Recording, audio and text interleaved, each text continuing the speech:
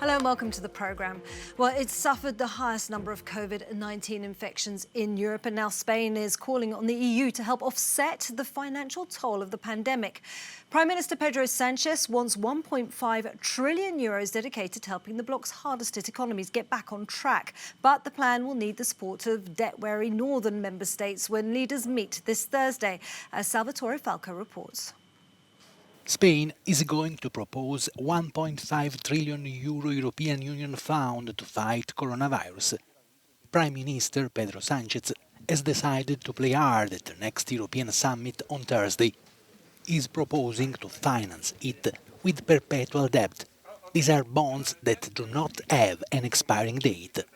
1.5 trillion euros is almost the size of the Italian economy and 3 times more the 5 billion euros based on loans repayable proposed in the last Eurogroup meeting.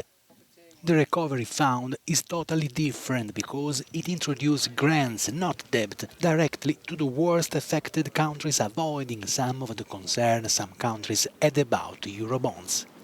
The current bailout plan, which is expected to be approved on Thursday, is based on loans that will eventually be repaid by member states.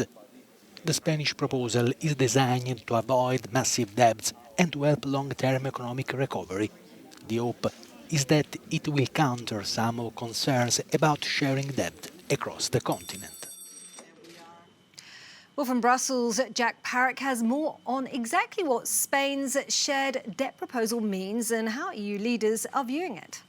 Now, what they're suggesting, the Spanish government, is essentially that these debts that could be taken on as a fund where people are given out grants would essentially be perpetual. Now, when you or I if we were to apply for a mortgage or a loan, say, we would say we'll take on 200,000 euros to buy a flat somewhere potentially, and we will repay that over 30 years. What Pedro Sánchez is saying is that that time limit shouldn't be existing and that only the interest should be paid on the loans that are taken, and they'll be given out as grants to the countries that need it the most. A Eurobond, the suggestion that was there in the past, or Corona bonds as people were calling it, were more traditional style loans, but were going to be ways that investors would loan the Eurozone as a collective money that would then be sent to help different countries. So there is a slight difference, but it is also just an exercise in rebranding how this gets put to the EU leaders that have been so reluctant to put their name to, especially in the north, these northern frugal countries,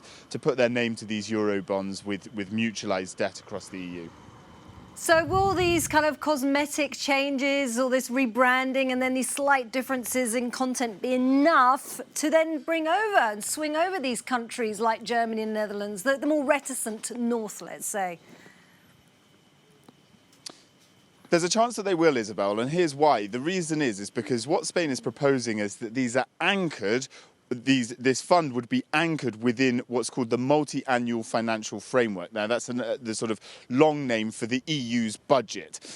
Before all of the coronavirus lockdowns, this was the real tense point, the flashpoint in the European Union as they're renegotiating the budget for the next 7 years. So that negotiation is still open, and what the leaders can do if they can pull that fund into the budget, that is something that might be able to relax the feeling of negativity from countries like the Netherlands and Germany. We heard the German Chancellor Angela Merkel say that the relief effort must be anchored in the budget. However, countries like Italy, we've seen the Italian Prime Minister Giuseppe Conte today